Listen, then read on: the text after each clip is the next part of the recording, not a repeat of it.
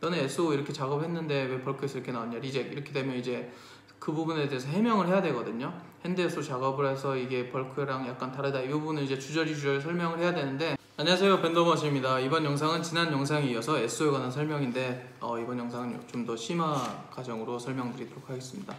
일단 SO는 랩딥이랑 다르게 칼라랑 레이아웃, 패턴 레이아웃을 컨펌을 받아야 된다고 했잖아요. 그래서 각 라운드마다 컨펌 받은 내역을 잘 레코드해야 됩니다. 뭐 예를 들어 퍼스트에서 칼라가 어프로브 되고 패턴 레이아웃이 리젝이 됐다. 그러면 이제 세컨드 제출할 때는 이 해당 폼에 당연히 그 칼라 부분 체크하지 않고 패턴 레이아웃 부분만 체크해서 나가야겠죠. 이게 바이어가 레코드를 잘 해두면 상관없는데, 바이어도 칼라 진행이 많고 옵션이 많으면 뭐 한 먼스마다, 한 달마다 거의 뭐 몇백 개씩 SO를 받기 때문에 그들이 스스로 레코드하기는 힘들어요. 그렇기 때문에 벤더 담당자가 좀 액티브하게 그 부분을 레코드를 해서 체크를 잘 해서 나가야 됩니다. 그래서 다시 그 SO로 들어가서 퍼스트에서 칼라가 어프로브 됐고 패턴 레이아웃이 리젝이 됐다. 말 그대로 여기는 리핏 사이즈나 크기가, 이 도트 크기가 리젝이 된 거죠.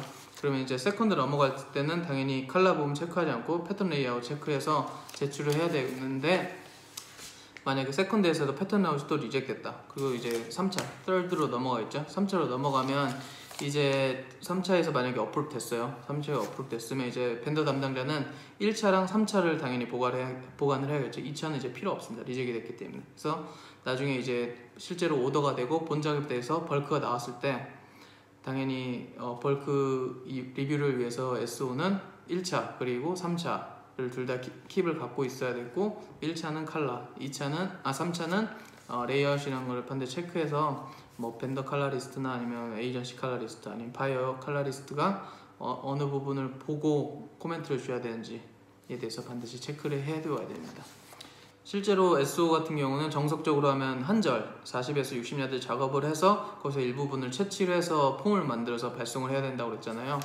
근데 그렇게 왜 해야 되냐면, 일단은 첫 번째로 SO만 제출하는 경우가 없어요. 왜냐면 이 원단으로 만든, 이 프린트로 만든 옷을 바이어도 봐야 되기 때문에, 그런 컬렉션 미팅을 해야 되기 때문에 당연히 그렇게 야드지 작업을 해서 그 중에서 SO 일부를 제출하는데요. 이게 퍼스트에서 어프로브 되는 경우는 상당히 좀 드물어요. 세컨드랑 이제 3차, 2차, 3차를 가야 되는데, 2차, 3차 갈 때는 야드지를 계속해서 작업하는 거는 낭비잖아요. 왜냐면 그런 미팅에서 만약에 셀렉이 됐다 그러면 이제 칼라만 보면 칼라만 개선하면 되기 때문에 원단 업체에서는 그런 야드지 작업하는 게 불필요한 손해입니다. 왜냐면 그 야드지는 이제 쓸모가 없기 때문에. 실제로 그 원단으로, 그 샘플 야드지로 매장에서 깔리는 옷을 만들 수는 없잖아요. 그렇기 때문에 2차, 3차 넘어갈 때는 업체에서는 이제 핸드 SO라고 하는 작업을 하는데요. 말 그대로 제도 재판을 다 그리지 않고, 제도는 그려놨죠. 제도가 이제 그 뭐 아티스트가 이제 바이어가 준 패턴 레이아웃을 그대로 자기네들이 뭐 포토샵으로 그려서 만드는 건데, 이 제도 한 것을 이제 스크린판, 이제 재판에 옮겨서 똑같이 찍어야 되는데 그 부분을 생략을 하고 랩딥처럼 3야드 정도 서밋용, 말 그대로 SEO 세컨드, 서드용으로 작업을 해요. 그럼 그 부분은 이제 레이아웃이 약간 벌크보다 섬세할 수도 있고 뭐 델리케이트, 섬세할 수도 있고 섬세 안 할 수도 있거든요. 뭐 예를 들면 만약에 이 SO가 퍼스트에서 레이아웃이 돼서 3차까지 넘어가서 어프로브 됐어요. 근데 실제로 3차에서 핸드 SO 작업을 했다. 그러면 이게 벌크가 실제로 이 도트가 이런 모양이 안 나올 수가 있어요. 약간 뭐 곡지게 나오거나 아니면 약간 좀 투박하게 나올 수가 있거든요. 그래서 결국에는 샘플 야드지 스크린에다 세컨드, 서드를 작업하지 않았기 때문에 레이아웃이 약간 틀린 부분이 있거든요.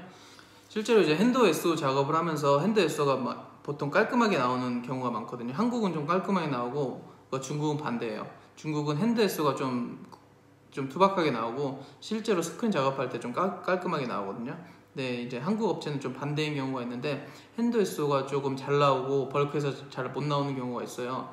그러면 이제 핸드 SO로 바이어가 레이아웃이 굉장히 깔끔히 나와서 어프로브 했는데, 실제 벌크에서는 그렇게 깔끔하게 안 나오는 거예요. 레이아웃이 꽃 모양이 되게 섬세하게 못 나오는 거예요. 그러면 바이어는 리젝 하겠죠. 너네 SO 이렇게 작업했는데 왜 벌크에서 이렇게 나왔냐, 리젝. 이렇게 되면 이제 그 부분에 대해서 해명을 해야 되거든요. 핸드 SO 작업을 해서 이게 벌크랑 약간 다르다, 이 부분을 이제 주저리 설명을 해야 되는데, 이제 그런 업체들은 이제 한번 그렇게 클레임을 크게 받았기 때문에 핸드 SO 작업할 때 벌크에서 나올 수 있는 정도를 감안해서 작업을 합니다. 이번 영상은 여기까지고요. 이번 영상에 대해서 간단하게 요약을 해드리자면, 일단 SO는 라운드마다 어프로브 되는 경우가 다를 수가 있기 때문에 반드시 라운드마다 어프로브 된 부분을 반드시 레코드 해둬서 체크를 해줘서 벌크 나올 때 같이 제출해야 된다. 그리고 핸드 SO라는 작업이 있기 때문에 벌크에서 나올 수 있는 정도로 그 패턴 레이아웃 섬세함을 조정을 해야 된다고 업체한테 얘기를 해야 되고요. 그런 식으로, 그리고 바이어한테도 설명을 해야 됩니다. 영상을 시청해 주셔서 감사합니다.